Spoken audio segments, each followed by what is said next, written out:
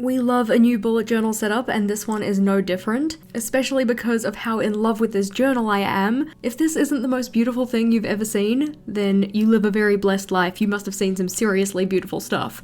But I am so excited to be using another square notebook from Archer & Olive for my next bullet journal. Getting straight on into it though, opening up that front cover, you can see the beautiful foiling that we have on the inside cover, but I thought I'd be adventurous in this one and start by writing my name in the journal. Typically I don't like to do this first because it's always kind of nerve-wracking. It's like the very first page of the notebook and I don't want to stuff it up. Not so much in the sense of like, I don't know, not being able to spell my name, but more so what if I smudge it, or what if it's not scented properly, or anything like that.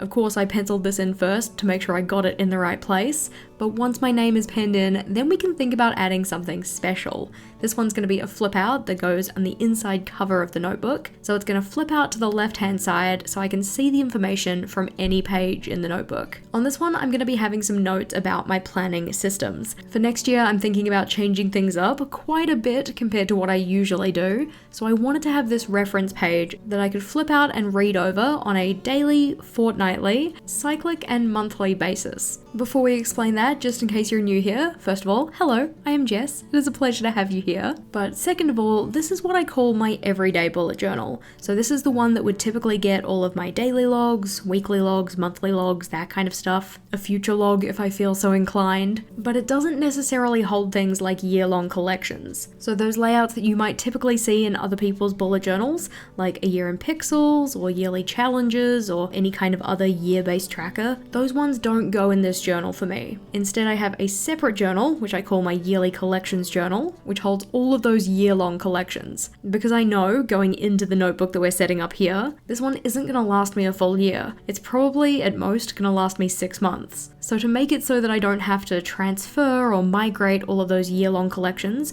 when it comes to my next everyday journal setup, those things that have a yearly time frame are put in a separate journal. That one already has a setup video on the channel, but as said, on this piece of paper, I'm putting a reference for all of those different types of planning systems I'm trying to include next year. I've ordered them from most frequent to least frequent, so at the top of the piece of paper, I have my daily planning tasks, or things that I want to do on a daily basis, like setting up my daily time blocks, doing a daily log, completing goal actions, and then filling in any of my daily trackers. After this, I have my fortnightly section, or bi-weekly, every 2 weeks, and that holds a list of all of the things that I want to do once per fortnight. This includes things like the household meeting that me and my partner try to have on a fairly regular basis, financial tracking, expense logging, and also a fortnightly reset, which I did used to do weekly, but I'm going to be tweaking it a little bit next year to make it more of a fortnightly affair. I'm really excited about this new planning style that I'm envisioning for next year, and we'll probably have a separate video on it. But once I have all of the information on this piece of paper, I can then trim it to size and stick it into the inside cover. As said, this one folds out to the left so that I can see it from any page in the notebook. But now as that one is securely stuck down, it's time to flip on over into the first actual dot grid page of the notebook. This first page can sometimes be a little bit awkward to deal with because sometimes it kind of gets stuck to that cover paper. So typically I'll use it for things like a quote page or maybe a key, stuff that I don't need to refer to quite as often. But for this setup, I decided to put in a year at a glance. Now for the current year, I've been using a year at a glance that's been separate to my journal so that I could take it with me to any page that I was working on. That way I could grab the year at a glance out and use it to set up a monthly calendar or refer to it for the week numbers in particular. But when it came to actually using my journal in practice, I found that I didn't typically do that. I'd turn to where I was storing the year at a glance, but I wouldn't necessarily remove it from that space. So rather than making it a removable tracker, like I had this year,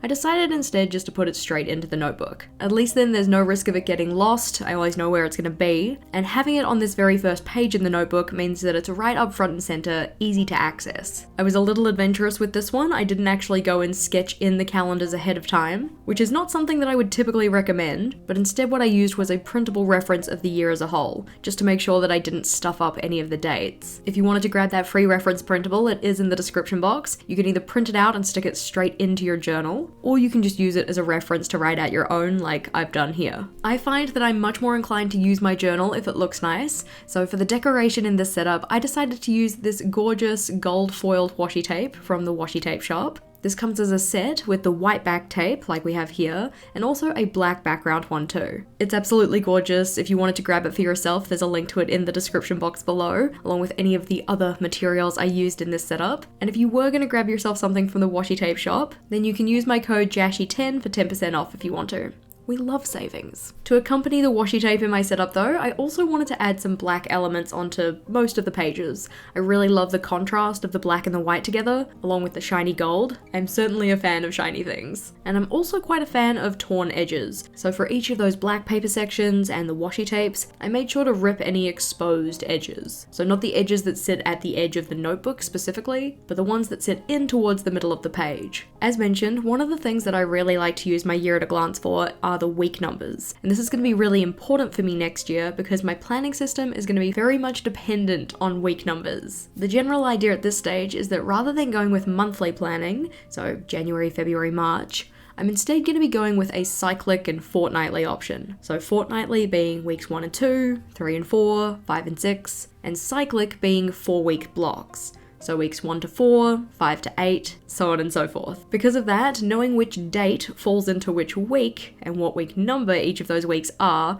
is going to be really important. And that's what the rightmost column on each of my mini calendars are. The final touch on this page though is to add some gold to the edge of the black paper, just using my Clearo Fine Tech gold watercolors, which are so beautifully shiny, and they match the foiling on the tape really well. But now as the year at a glance is in, it's time to flip on over and set up our next layout, which is kind of going to be my stand-in for a future log. Rather than having a traditional future log, where you have different sections for each of the months, mine's going to be more of a quarterly overview. So it's going to be a snapshot of the first 14 weeks of the year. I chose 14 because technically in the quarter there are 13 weeks, but 14 fits on the page just a little bit nicer. Plus, I also think it's a good idea to have that 1 week buffer so I can see what's coming up at the start of the next quarter. Instead of organizing this into the months within that quarter, I'm instead structuring it on a weekly basis. So each row being a week and each column being a day of the week. This gives me 2 7x7 grids, so weeks 1 to 7 on the left and 8 to 14 on the right. Each box on the grid is a 2.5 centimeter square, which left me a centimeter of space both vertically and horizontally for the page layout. For the horizontal spacing, I decided to put in some pink bars where I could write in which week number each of the weeks are, but for the vertical spacing, this is where I'm going to put some more washi tape for decoration. Because it's not a very big space, it did mean that I only had to use one piece of washi tape, so I first stuck it to the bottom of the page and then trimmed off the excess to stick that to the top. A little bit fiddly, but I think it looks quite nice. After sticking both halves of the tape down though, there was still a little bit left over. Rather than use that in the setup itself, I turned to the back of my notebook to set up another layout, which is what I call the washi tape graveyard. I can't remember who I first saw this idea from, but I've been using it in my current journal and really enjoying it. But anytime you have those offcuts of washi tape that are kind of an awkward size, they're not really going to be good for actually using in the setup itself. But maybe it's just a little bit too big to feel okay with throwing away. This is where those pieces get placed. Once the washi tape was dealt with, it was time to trim off any of the excess, so either by using my corner rounder punch or just some scissors, and then put in those week numbers onto the calendar grid. I didn't feel the need to label which column represents which day of the week, because I always use a Monday start, whether that be for my weeklies or for my calendars, whatever else. But technically speaking, that additional 1 centimeter of space could have been used to do that. Even though I didn't want to put the days of the week in, I did think it was still important to have the numbers for each of those days. So to put those in, I just used a Zig Clean colored dot marker to put in the little circle, and then wrote over the top of that with my regular black pen. Now, although I'm not planning on doing a lot of monthly planning next year, there are still some things that need to be done on a monthly basis. In particular, my content releases for my membership. If you're part of the team with a capital T, then you know that we have certain perks that come out each month, whether they be things like lettering sheets, exclusive videos and live streams, printables, wallpapers, whatever else, and those in particular get released on a monthly basis. This is one of the few things that I'm still going to be planning monthly, so I thought it would be good to have those on their own separate calendar. As we flipped through, you'll have seen that 2 of those months are already set up, but we need to set up the last month. For the structure of this one, I went with 4 days on the left and 3 days on the right, and that's mainly because I'm right-handed, so it's a little bit easier to write on a calendar on the right-hand side of the layout if there's somewhere for my hand to rest. Rather than drawing these out so that they only had the amount of space that the month will take up, I decided to draw draw each of them out as a full grid and then just fill in any of the days that aren't actually part of the month with some more of that washi tape. It's a nice way to bring a little bit more of that decoration in, and it also meant that I didn't have to stuff around with getting specific spacing on the layout. These calendars though are going to be used to map out which days certain releases are coming out, with the primary focus being on my membership perks. I may also end up putting in other releases as well, just so that then I have all of my content releases in the same place, but that's not necessarily the specific purpose of these layouts. On this one, each of the calendar boxes are 3.5 centimeters across by 3 centimeters down, but then if you also include that header bar, then they're 3.5 centimeter squares. This will give me plenty of space to write in all of the things that I want to do for my work in particular, and it's just a nice way to make sure that I'm not content dumping at any certain point in the month. Previously, when I didn't really structure out when things were getting released, I had a kind of tendency to release everything in the last week of the month, and I'd rather a more drip feed kind of approach. Again, for the decoration on these ones, we are going to be using more of the washi tape and more of the black paper, but I also wanted to turn these layouts into a series of Dutch doors, or kind of what we call waterfall tabs. So the Dutch door on the first page is shorter than the next one, which is shorter than any subsequent ones, so that when you're on that first page in particular, you can see the edges of all of the pages that follow. I'm very into the idea of those organic ripped edges and the gold paint, so that's how I decided to do the edges on these ones. Just carefully ripping my pages and then capping them off with the gold. This is more of a decorative choice rather than a functional one, but I do like having the Dutch doors on this series of pages to kind of show that they are related to each other. Also, because I don't end up going and putting month titles on the pages, I thought it would be good to have those Dutch doors as kind of a visual indicator of which month I'm on in particular. Did I go a little overboard with the decoration? Maybe, but it sparks joy. I'm happy with it. I love the shininess. And because of that, I'm gonna be more inclined to actually use these layouts. On the very first page of this collection though, I did decide to put in a little list, and this was a choice that was more functionally based. Because this list is on the very outer edge of the page, it means that regardless of which Dutch door I'm on, I'll be able to see those list entries. Maybe not in their completion on the very last page, because that Dutch door is a little wider, but I will at least be able to see the starts of whatever's written there. And I'm planning on putting my full set of perks there, so I can make sure that I'm scheduling all of them across the month. If you were curious about the team with a capital T, we have memberships on both YouTube and Patreon. They're effectively the same, just in different places. And if you wanted more information, there's a join button right next to my name. It doesn't actually sign you up immediately, it just gives you more information about it. So if you're curious about it, that's where to check. On to our next collection though, and this one is for my 101 things list. While I won't be putting the full list on this page, it's just going to be a place for me to pull out the ones that I want to do in each of the cycles that this journal is going to hold. On the right hand side, I have 4 boxes for each of the first 4 cycles, or 4-week periods, and while the quarter only contains the first 3, I thought it would be nice to have another space to map out the 4th one. In each of those boxes though, I can specify which of my 101 things I want to get done in each of the cycles, just as a way to kind of pre-plan what I'm going to be doing, so that I actually get them done across the year rather than all at once at some point. If you hadn't heard about the 101 things list, it's kind of what it sounds like.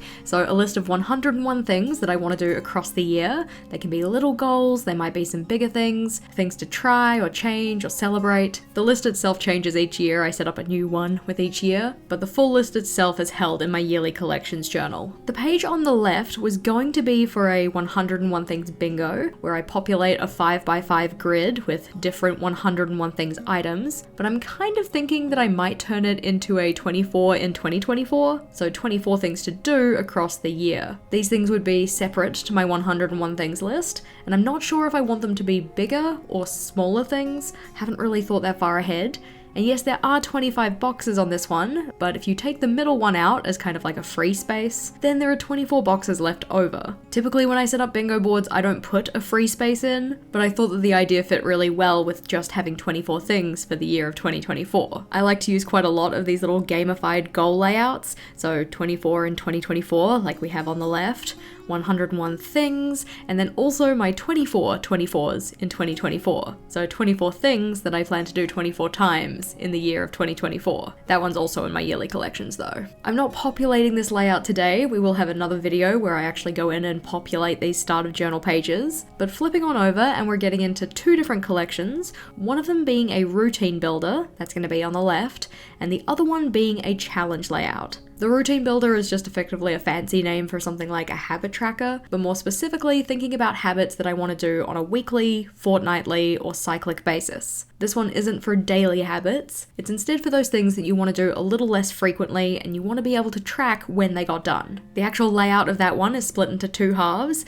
so on the left hand side, I'm going to have a place to write in what the habit or action is, and then on the right hand side, there's going to be a column for each of the weeks in the quarter, so 1 through 13. And again, this is why it was important to have those week numbers on my year at a glance. To make that one just a little bit easier to read, in particular so I can see which of the columns represent which week and which of the rows represent which of the things that I'm trying to build routines for, I do end up going in with a light grey Tombow and just highlighting every second row and every second column. On the right hand page though, this is where I'm going to have my challenges. And I've got enough space on this one to have 2 challenges, and this is something that I've really enjoyed from my current journal. In my current journal, I made my challenges health based, so my physical health goal was about doing daily movement, and my mental health goal, which is kind of also a physical health goal, was about getting to sleep at a more reasonable hour, or at least getting to bed. I haven't decided what the challenges are actually going to be for this journal though, but I have kept the structure of it essentially the same from my last setup. In this one, we have a column for each of the days of the week, and a row for each of the weeks of the quarter. As you can see though, there are 8 columns, so that other column is for the week number. At the very top, I've got a bar where I can write in what the challenge is, and then underneath this I can have the completion level, and this is what I call a high bar or low bar. So the high bar is kind of the ideal outcome from having completed the habit. It's like completing it to completion, whereas the low bar is more of a low effort version of completing the habit. It's a place where I can give myself partial credit and kind of keep the habit alive, even if I didn't do it to 100%. What the high bar and low bar are really depends on the type of challenge that I'm going to be tracking. But for instance, in the one that I've got currently, for my movement goal, we have a low bar of 2 minutes of movement and a high bar of 10. Now for some people that probably doesn't sound like a lot, but if you're someone like me, that is way better than I was doing previously. Prior to taking up the challenge, daily movement was not something I was doing at all, but setting that low bar as low as it was really motivated me to actually get on the elliptical and, do some movement. And often by the time the 2 minutes were up, I'm like, well, I'm here now, I might as well just do some more. Oftentimes it's the getting started with something that takes the most convincing, but once you're there and actually doing it, continuing isn't really so bad. With these ones in though, it's time to flip over to what's going to be my reflection space. One of the things that I super loved from this year was doing monthly reflections and having those pages to flip back to and look over to see what was going on in the months. So what kind of things were challenging me, what kind of achievements had I made, what memories did I have. But because I'm not going to be doing monthly planning so much next year, I needed to find a way to tweak this. Rather than doing monthly reflections, I'm going to be doing cyclic, and instead of setting them up as part of a monthly setup, I thought it would be nice to have those reflection spaces just at the start of my journal. The structure of this one is pretty simple. We just have 12 boxes, so 3 along the top of each page and 3 along the bottom, and each of these I'm grouping by reflection type. So the 3 boxes on the top left are going to be for wins, the 3 at the bottom of the left-hand page are for challenges, and then on the other page we have 3 boxes for lessons learned and 3 boxes for memories. Each of those 3 is going to be dedicated to a cycle. So for instance, in the wins section we have wins from cycle 1, wins from cycle 2, and wins from cycle 3. I thought it would be kind of nice to have them all together so that I can kind of see any connections across the cycles. Like, am I bringing up the same thing time and time again in terms of my challenges? Because if I am, then it probably needs some kind of a solution. Or it means that any kind of solutions I've been trying haven't been working. And I'll have that written down in my journal, effectively as evidence to show what is or isn't working at any given time. Plus, having all of those notes in the same place will help when it comes to doing any kind of quarterly reset or quarterly reflection. And flipping over now, this is where I'm going to be putting notes for my quarterly reset. Normally one of the later pages that I like to make in a new journal setup would be a space to map out my next bullet journal, or a space to write down any notes or pages I want to try, anything like that. But because I'm planning for this journal to hold 2 quarters, it kind of makes more sense to have that style of layout after the second quarter. So in this spread here, instead, the left-hand page is going to be for a quarterly reset, or the steps that I want to take in order to do that mindset reset, any reflection and stuff that I want to do as part of it. And then the page on the right is going to be a catch-all for the next quarter. This could be events, or it could be things I want to change or try about my layouts and setup. So rather than being for a new journal, it's just for the next iteration of this type of planning. That one I'll probably be setting up towards the end of March, but I'm really excited about how this style of planning is going to be different compared to what I've used before. If you're curious to see how it goes, then be sure to subscribe to the channel so that you don't miss out on anything. Plus we also have a bunch of other setup videos coming out before the end of the year. But having a flip through of the pages we've set up today, I love the black and gold. This tape made the decoration so much easier, and I'm looking forward to trying these new layouts. If you were looking for more new journal inspiration though, we do have a separate setup video for my yearly collections journal. That one's worth checking out. So click or tap on that one and I'll see you over there.